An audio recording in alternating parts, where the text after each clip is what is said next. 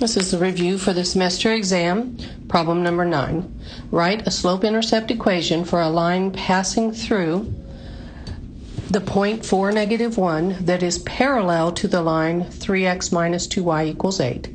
Then write a second equation for a line passing through the point 4, -1 that is perpendicular to the line 3x minus 2y equals 8.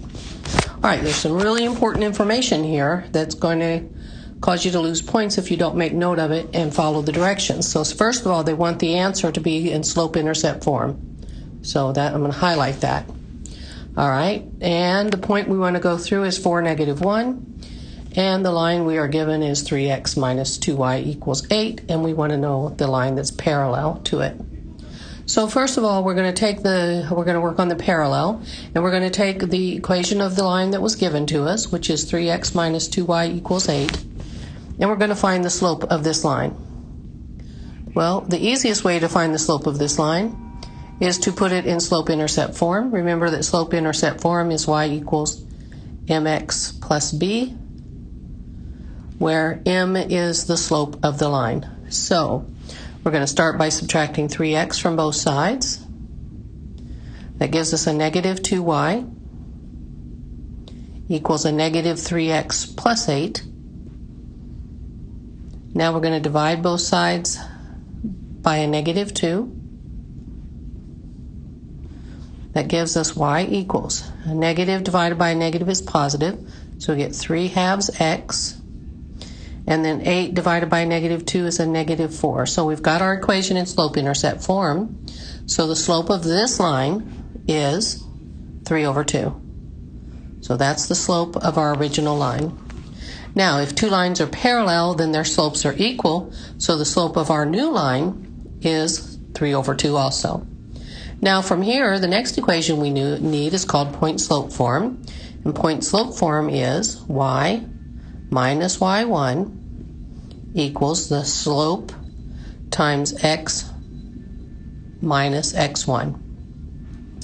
Now, in the instructions, it gave us the point, so this is our x1, the 4 is the x1, and the -1 is the y1.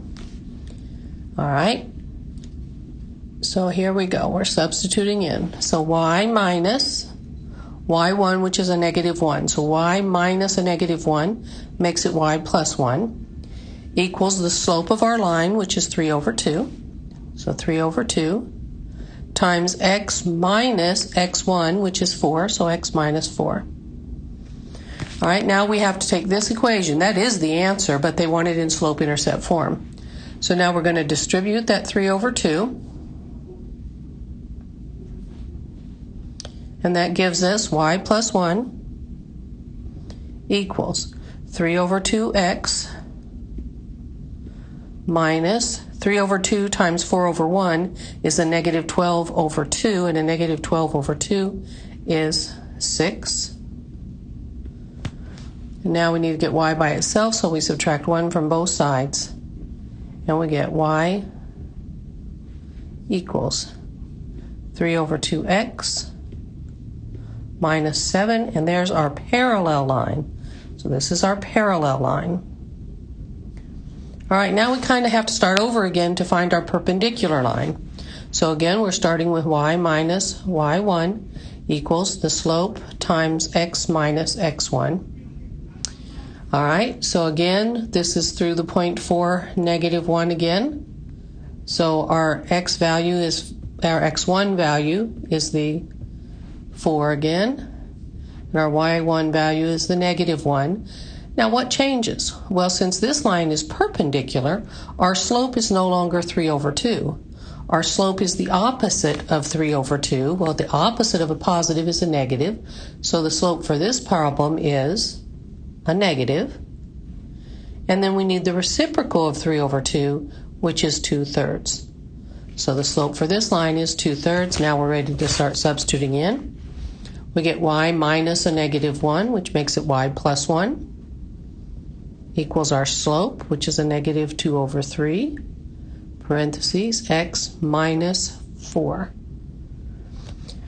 All right, again, we distribute that -2/3. When we distribute that -2/3, and we get y plus 1 equals a negative 2/3 x.